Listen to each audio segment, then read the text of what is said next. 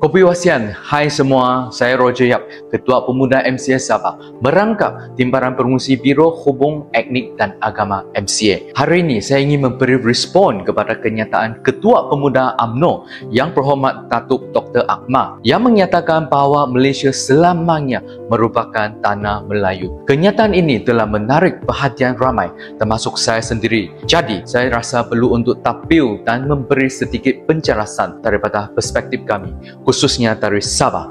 Pertama sekali, saya ingin tegaskan kedudukan istimewa orang Melayu dalam Perlembagaan Persekutuan memang jelas dan kami tidak pernah pertikaikan.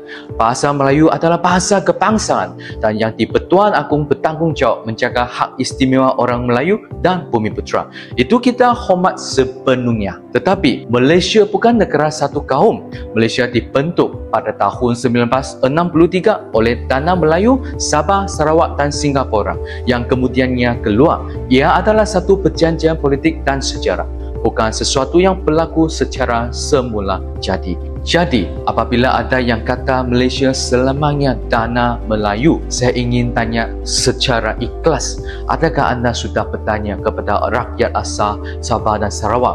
Adakah anda mengambil kira suara Kadazan, Dusun, Murut, Rumus, Bajau, Sungai, Iban, Kenyah, Bidayuh dan lain-lain masyarakat asas di Malaysia Timur? Kami rakyat Sabah, juga rakyat Malaysia.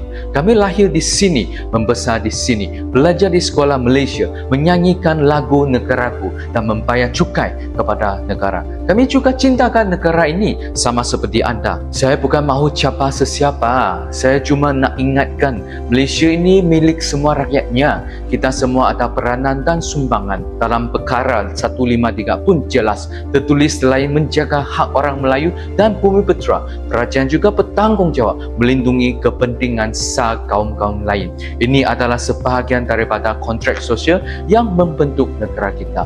Kalau kita benar-benar sayangkan Malaysia, kita mesti bersatu, bukan berpecah. Kita mesti saling hormat-menghormati, bukan saling menafikan kewujudan.